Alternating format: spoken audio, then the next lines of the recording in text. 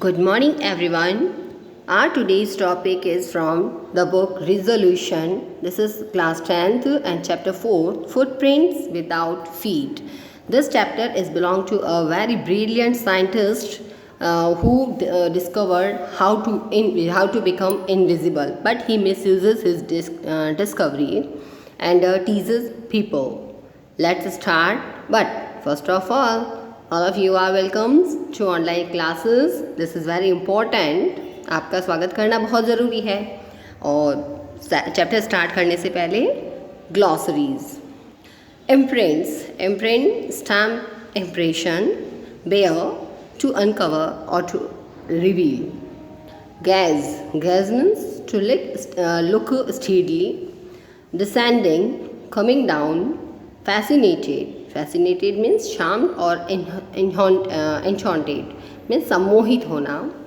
And bewildered means confused, अचंभित. Invisible, unable to be seen. Wanderer, a rambler who travels aimlessly, जो बिना M के इधर उधर घूमता रहता है. Panicked, showed sudden alarm, अचानक से चौंक जाना, दिखाना, वैसे घबराहट होता है इसका. Okay, now let's start the chapter. बहुत ही इंटरेस्टिंग कहानी है एक साइंटिस्ट की जो बहुत ही ब्रिलियंट है, लेकिन इतनी अच्छी डिस्कवरी करने के बावजूद भी, इतनी अच्छी खोज करने के बाद वो अपने नेशन को प्रॉफिट दे सकता था, लेकिन he harmed people and commit too much crimes. Let's start. Footprints without feet, बिना पैरों के निशान. The two boys stared in surprise at the fresh muddy imprints of a pair of bare foot. दो लड़के हैं जो स्टेयर्ड, घूरा, दो लड़कों ने घूरा बहुत ही सरप्राइजिंगली, इन सरप्राइज, आश्चर्यचकित होकर, eight the fresh muddy imprint of a pair of bare feet, नंगे पैरों के दो जोड़ी कदमों के जो फ्रेश कीचड़ से सने हुए जो पैरों के निशान देखते ही लड़के बिल्कुल सरप्राइज हो गए. What was a barefooted man doing on the steps of a house in the middle of London? और उन्होंने सोचा कि लंदन के मिड में, बिल्कुल शहर के बीच, बिल्कुल मिडल में एक बेयरफुटेड आदमी जिसके पैरों में जूते नहीं पहने हुए हैं, वो इस घर की सीढ़ियों पर क्या कर रहा था. And where was the man, और उसके पैरों के निशान तो हैं, लेकिन वो आदमी कहाँ था, ये वो सोच रहे थे. एज दे गेज्ड, जैसे ही उन्होंने उन निशानों को देखा, घूरा, a remarkable sight met their eyes, उनकी आंखों को एक बहुत ही अविस्मरणीय दृश्य दिखाई दिया. अ fresh footmark appeared from nowhere, कीचड़ से भरे हुए पैरों के निशान तो बन रहे थे, वहाँ अपीयर हो रहे थे, लेकिन पता नहीं कहाँ से. व्यक्ति दिखाई नहीं दे रहा था, लेकिन कदमों के निशान बनते हुए दिखाई दे रहे थे. Further footprints followed one after another, descending the steps and progressing down the street. आगे उन्होंने देखा कि ये जो फुटप्रिंट्स जो बन रहे थे वो फॉलो कर रहे थे. मतलब दो कदम के निशान ऐसा नहीं एक ही जगह पे थे, नहीं, वो आपस में एक दूसरे को फॉलो कर रहे थे. वन आफ्टर अनदर, एक के बाद दूसरा, दूसरे के बाद वापस पहला. जब हम चलते हैं तो हमारे पैरों के निशान बनते हैं, बिल्कुल वैसे. डिसेंडिंग द स्टेप्स, जो सीढ़ियाँ उतरते हुए बन रहे थे. And progressing down the street, और सीधे गली के अंदर आगे बढ़ रहे थे वो कदमों के निशान. The boys followed, fascinated, until the muddy impression became fainter and fainter. लड़के बिल्कुल फैसिनेट होकर, सम्मोहित होते हुए उनको देख रहे थे, उन मडी इम्प्रेशन को. became fainter and fainter, जब तक वो हल्के से हल्के नहीं हुए, तब तक वो लड़के उन कदमों के निशानों को देखते रहे. And at last disappeared all together, और आखिरकार वो देखते रहे और अंततः उन्होंने देखा कि ये निशान बिल्कुल गायब हो गए. The explanation of the mystery was really simple enough. ये explanation इस mystery का, इस जो हो रहा था ना चमत्कार, इस रहस्य का explanation करना बहुत ही simple था. The bewildered boy had been following a scientist who had just discovered how to make the human body transparent. ये बेविल्डर्ड बॉय, ये अचंभित हुए लड़के, जो दोनों लड़के ये निशान देख रहे थे वो बिल्कुल बेविल्डर्ड थे, अचंभित हो गए थे और वो एक साइंटिस्ट का पीछा कर रहे थे हु हैड जस्ट डिस्कवर्ड, जिसने अभी अभी तुरंत ये खोज की थी, how to make the human body transparent, कि किस तरह ह्यूमन बॉडी को हम पारदर्शी बना सकते हैं, अदृश्य कर सकते हैं। ग्रिफिन द साइंटिस्ट, अब उस साइंटिस्ट का इंट्रोडक्शन है कि वो एक scientist had carried out experiment after experiment to prove that the human body could become invisible। उसने कई प्रयोग किए, प्रयोग के बाद प्रयोग, लगभग बहुत सारे प्रयोग किए ये प्रूफ करने के लिए कि कैसे ह्यूमन बॉडी इनविजिबल हो सकती है। Finally he swallowed certain rare drugs, आखिरकार उसने कुछ बहुत ही दुर्लभ जो दवाइयाँ थी वो उसने निगली। And his body became as transparent as a sheet of glass, और फिर आखिर उसका शरीर बिल्कुल ऐसे हो गया, ट्रांसपेरेंट हो गया जैसे कि कांच की शीट हो। Though it's also remained as solid as glass, हालांकि वो भी वैसा ही सॉलिड था जैसा कांच होता है, कांच टच करने पर सॉलिड होता है लेकिन बिल्कुल ट्रांसपेरेंट होता है, वैसे ही ह्यूमन बॉडी को उसको टच कर सकते थे, वो सॉलिड था लेकिन वो दिखने में बिल्कुल ट्रांसपेरेंट था। ब्रिलियंट साइंटिस्ट दो ही वॉज, हालांकि वो वाकई में ब्रिलियंट था, इतनी बड़ी उसने डिस्कवरी की थी। Griffin was rather a lawless person, लेकिन वो एक लॉलेस पर्सन भी था, कानून विहीन, जो कानून को तोड़ने वाला। His landlord disliked him and tried to eject him, उसके मकान मालिक उसको पसंद नहीं करते थे और उसे हमेशा वो कोशिश करते थे उसको मकान से निकालने की। इन रिवेंज, उसका बदला लेते हुए, Griffin set fire to the house, Griffin ने उसके घर में आग लगा दी। सबसे पहले इनविजिबल होते हुए उसने पहला काम यही किया, अपने लैंडलॉर्ड के घर में आग लगा दी। To get away without being seen he had to remove his clothes, बिना लोगों को नजर आया देखने के लिए उसको अपने कपड़े भी रिमूव करने पड़े। Thus it was that he became a homeless wanderer, इस प्रकार वो क्या बन गया, एक होमलेस वॉन्डरर, बेघर घुमक्कड़ व्यक्ति बन गया। Without cloth, without money and quite invisible, बिना कपड़ों के, बिना पैसों के और बिल्कुल बिना दिखाई दिए, invisible. Until he happened to step in some mud and left footprint as he walked, वो सब लोगों के लिए तब तक इनविजिबल रहा जब तक कि वो किसी कीचड़ के अंदर नहीं उसके पैर पड़े और उसके कदमों के निशान जो कीचड़ से भरे हुए नहीं बने, तब तक वो लोगों के लिए बिल्कुल इनविजिबल था। He escaped easily enough from the boys who followed his footprint in London, London में जो लड़के उसके कदमों के निशानों का पीछा कर रहे थे उससे तो वो इजीली बच गया। But his adventures were by no mean over, लेकिन उसके एडवेंचर, उसके अभी जो कष्ट थे वो भी पूरे नहीं हुए थे। He had chosen a bad time of the year to wander about London without clothes, बिना कपड़ों के लंदन में घूमना, इसके लिए उसने बहुत ही बुरा समय चूज़ किया था अपनी इस डिस्कवरी के लिए। इट वॉज मिड विंटर, क्योंकि ये मिड विंटर का टाइम था। The air was bitterly cold, हवा बहुत तेज ठंडी थी। And he could not do without clothes, बिना कपड़ों के वो नहीं रह सकता। Instead of walking about the street he decided to sleep into a big London store for warmth, और इसलिए उसने डिसाइड किया कि भाई इधर उधर गलियों में घूमने से बेटर है कि किसी लंदन स्टोर में वो गर्माहट पाने के लिए उसके अंदर, लंदन स्टोर जो दुकान थी, शॉप थी, उसके अंदर घुसने का उसने डिसाइड किया।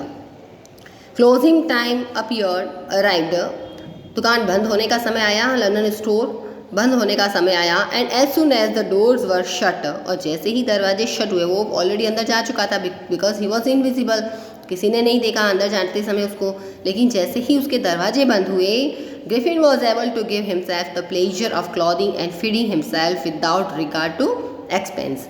जैसे ही दरवाजे बंद हुए, सब उस दुकान के अंदर जो काम करने वाले लोग थे वो जा चुके थे। तब उसके बाद he was able to give himself the pleasure of clothing and feeding himself, उसने खाना खाया, कपड़े गर्माहट दिए खुद को, and without regard to expense, बिना खर्चे के। he broke open boxes and wrappers and fitted himself out with warm cloths, उसने सारे बॉक्सेस तोड़ दिए, खोल दिए, ब्रोक ओपन तो खोले, एंड रैपर को भी फाड़ा उसने, और fitted himself out with warm clothes, अपने आप को गर्म कपड़ों से फिट किया। सून विद शूज़, शीघ्र ही उसने क्या क्या पहने, शूज़ पहने, एंड ओवरकोट पहना, वाइट ब्रीम्ड हैट, बड़ी वाली hat, he became a fully dressed, अब वो पूर्ण रूप से ड्रेस्ड पहन चुके थे, सारे कपड़े पहन चुका था, एंड विजिबल पर्सन, और अब लोगों के लिए एक तरह से विजिबल था। In the kitchen of the restaurant, he found cold meat and coffee, and he followed up the meal with sweets and wine taken from the grocery store. फिर किचन में गया, वहाँ उसने खाना खाया, कॉफ़ी ली, और फिर ग्रॉसरी स्टोर में गया, वहाँ उसने वाइन और स्वीट्स का एंजॉय लिया। Finally he settle down to sleep on a pile of quills, और फाइनली जब अब खाना वाना खा लिया उसके बाद में उसने वो सो गया पाइल ऑफ क्विल, रजाइयों के ढेर पर जाकर आराम से सो गया। If only Griffin had manage to wake up in good time, अगर वो सुबह बिल्कुल सही समय पर उठने में अपने आप को सक्षम होता, all might have been well, तो उसके साथ सब कुछ सही होता। As it was he did not wake up until the assistants were already arriving next morning, लेकिन क्या हुआ, अगली सुबह जब तक उसके दुकान के असिस्टेंट नहीं आए तब तक वो सोता ही रहा, वो उठ ही नहीं पाया। When he saw a couple of them approaching, जब उसने देखा कि दो वर्कर उसकी तरफ आ रहे हैं, he panicked and began to run, वो घबरा गया और भागना शुरू किया। They naturally gave chase, naturally उसका पीछा करेंगे, वो सोच रहे थे कि चोर घुस आया, तो उन्होंने वर्कर्स ने उसका पीछा किया। In the end, he was able to escape only by quickly taking off his newly found clothes, और आखिरकार उन लोगों से भी escape होने के लिए उसे अपने नए, जो अभी नए कपड़े उसने पहने थे लास्ट नाइट, वो भी उसको टेक ऑफ करने पड़े। So once more he found himself invisible but naked in the chill January air, इतनी जनवरी की ठंडी हवा में एक बार फिर से वो इनविजिबल था, without clothes. This time he decided to try the stock of a theoretical company in the hope of finding not only clothes but also something that would hide the empty space above his shoulder. इस बार अब वहाँ से तो बच निकला, उसके बाद उसने क्या डिसाइड किया कि वो इस बार कोई थियोरेटिकल कंपनी में जाएगा, वहाँ घुसेगा, एंड इस उम्मीद से, इन द होप ऑफ, इस उम्मीद से फाइंडिंग नॉट ओनली क्लॉथ्स, की थियोरेटिकल कंपनी में उसको न केवल पहनने के लिए कपड़े मिलेंगे but also something that would hide the empty space above his shoulder, उसके शोल्डर के ऊपर का जो एम्प्टी स्पेस है, फेस मीन्स, तो उसको भी कवर अप करने के लिए उसे कुछ न कुछ वहाँ पे मटीरियल मिल जाएगा। Shivering with cold he hurried to Drury Lane, कांपते हुए, सर्दी से कांपते हुए वो सीधा तेज गति से ड्रेरी लैंड में की तरफ भागा। The centre of the theatre world, जो कि ड्रेरी लैंड थिएटर वर्ल्ड का वहाँ पे सेंटर था, बिल्कुल केंद्र था। He soon found a suitable shop, शीघ्र ही उसको अपने हिसाब से एक सुटेबल दुकान मिली। He made his way invisible, अब उसने अपना रास्ता लिया, बिल्कुल इनविजिबल था। अब स्टेयर्स, सीढ़ियाँ चढ़ा, and come out a little later wearing bandages round his forehead, dark glasses, false nose, big bushy side whisker and a large hat. Came out, शीघ्र ही वो वहाँ से बाहर आया। लिटिल लेटर, थोड़े समय के बाद, wearing bandages round his forehead, उसने अपने forehead का जो एम्प्टी स्पेस था उसको कवर करने के लिए बैंडेज पहन लिए। डार्क ग्लासेस, आँखों का जो स्पेस था उसको कवर करने के लिए ग्लासेस पहन, फॉल्स नोज भी लगाई, बिग बशी साइड विस्कर, बड़ी साइड विस्कर लगाई, एंड अ लार्ज हेड, और सिर को छुपाने के लिए head. To escape without being seen, बिना लोगों को नजर आए रहने के लिए, he callously attacked the shopkeeper from behind, उसने अचानक जो शॉपकीपर था उसके पीछे से उसने अटैक किया उस शॉपकीपर पे। After which he robbed him of all the money he could find, उसने शॉपकीपर पे अटैक किया और उसके बाद में उससे जितना पैसा वो ले सकता था, जितना उसके पास में था, वो सारा पैसा उसका लूट लिया। Eager to get away from crowded London, अब वो उस क्राउडेड लंदन, जो भीड़ भाड़ भरा एरिया था लंदन का, वहाँ से भागने के लिए बहुत ही उत्सुक था। इसलिए he took a train to the village of Iping, उसने क्या किया, पास के ही एक गांव था इपिंग, वहाँ की ट्रेन पकड़ ली। Where he booked 2 rooms at the local inn, जहाँ उस इपिंग गांव में उसने अपने लिए किसी सराय में 2 कमरे बुक करवा दिए। The arrival of a stranger at an inn in winter was in any case N unusual event. अब इतनी सर्दी में जब लोग घर से बाहर नहीं निकलते, तब उस गांव के अंदर कोई स्ट्रेंजर अजनबी आया है। तो ये बात देखकर, उस अजनबी का उस गांव में आने का देखकर वहाँ पर सब लोग बहुत ही क्या थे, सरप्राइज थे। The arrival of a stranger at an inn winter, सर्दी में इन सराय में किसी अजनबी का आना was in any case an unusual event, बे असाधारण बात थी सब लोगों के लिए। A stranger of such uncommon appearance set all tongue wagging, इस तरह के अजनबी का जिसका अपीयरेंस भी बिल्कुल, जिसकी जो लुकिंग थी वो भी बिल्कुल अनकॉमन थी, तो ये ऑल टंग वैगिंग यानी बहुत सारी लोगों के बीच में चर्चा का विषय वो बन गया था। उसको देखा सब लोगों ने कि भाई इतना, एक तो स्ट्रेंजर और फिर इतना लुकिंग उसका बिल्कुल अजीब ढंग की लुकिंग, तो सब लोगों में चर्चा का विषय बन गया। Mrs Hall the landlord's wife made every effort to be friendly.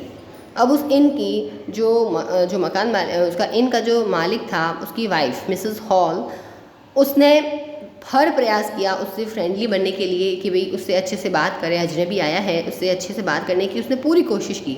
But Griffin had no desire to talk and told her, Griffin उससे बात करने का बिल्कुल इच्छुक नहीं था और उसने उसको बोला मिसेस हॉल को कि my reason for coming to Iping is a desire for solitude. Iping आने का मेरा कारण क्या है? सॉलिट्यूड, एकांत, चिंतन करना, एकांत में रहने की इच्छा है मेरी, इसलिए मैं यहाँ पर आया हूँ। I don't wish to be disturbed in any work, मेरे किसी भी काम में कोई भी तरह का मुझे डिस्टर्ब नहीं किया जाए। बिसाइड्स, और इसके अलावा एक बात और अगर आप लोगों में जागरूकता है तो बता दूँ, an accident has affected my face, मेरा चेहरा जो इस तरह दिखाई देता है उसका कारण एक एक्सीडेंट है, इस वजह से मेरा चेहरा अफेक्टेड हो गया है। तो आज के लिए इतना ही। Thanks for watching, please subscribe.